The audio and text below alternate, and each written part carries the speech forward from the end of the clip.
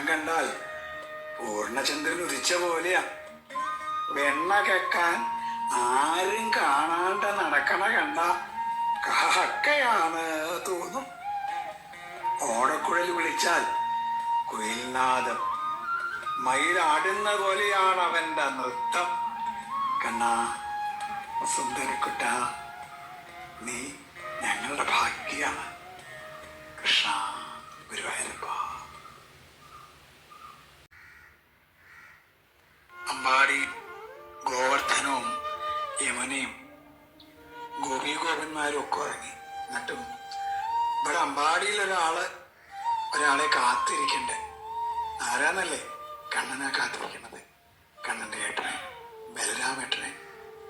അമ്മ കൊടുത്ത ഒരു ഉരുളയുണ്ട്, വെണ്ണയുടെ ഉരുള. നാളെ മുതൽ ഏട്ടനെ ഓടക്കുഴൽ പഠിക്കണമെന്ന് പറയുന്നു. എന്നാ ആയിക്കോട്ടെ. ചിലപ്പോ കുറേ ഗോപികമാരൊക്കെ ഏട്ടന്റെ പിന്നാലെ പോവും. കണ്ണൻ അത്രയും സുഖായി. മഹാദേഷ്യക്കാരനാട്ടോ ബലരാമേട്ടൻ. ദേഷ്യം വന്നാൽ ക്രോധാഗ്നിയാ. പക്ഷേ ആ തീ പിടിക്കുമ്പോഴേക്കും കണ്ണനൊരു പുഞ്ചിരിയുണ്ട്. ആ പുഞ്ചിരി മഹാപ്രളയ വർഷാണ്. കൊച്ചനേന്റെ ചിരി കണ്ടാൽ ഏട്ടനെല്ലാം മറക്കും. ഏട്ടൻ വരും.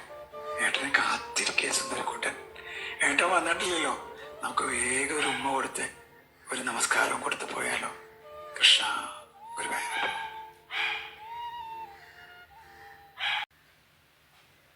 കണ്ണാ, ഞാൻ വരട്ടോ ഗുരുവായൂർക്ക്.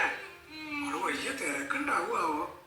ആ തിരക്കിൽ നിന്ന് നിന്ന് നിന്ന് നിന്നെ കാണാൻ ആ ശ്രീലകത്തേക്ക് ഒന്നങ്ങോട്ട് നോക്കുമ്പോഴേക്കും എന്റെ ഗുരുവായൂരപ്പ, നിന്റെ കാവ് കാരി പിടിച്ച് തള്ളാണ്ട് നീ നോക്കണം കേട്ടോ.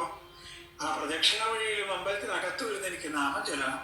ഓടെ വന്നേക്കൊക്കെ പോവാ പറഞ്ഞാൽ അവര് പോവേ ഉണ്ടാവുള്ളൂ. ഞാൻ പോകുന്നില്ല. എനിക്ക് നിന്റെ പ്രസാദം ഉണ്ടണം. ഇതൊരു സ്വാദാ പ്രസാദം ഉണ്ട്. എന്നിട്ട് ഇങ്ങനെ അമ്പലത്തിന്റെ ചുറ്റും ഇങ്ങനെ കറങ്ങി നടക്കുമ്പോ നല്ല പുഞ്ചിരിയുള്ള മയിൽപ്പീലി ചാർത്തി ഉണ്ണിക്കണ്ണനെ ഞാൻ വാങ്ങും. എന്നും കാലത്ത് കുളിച്ചു തൊടാനാ.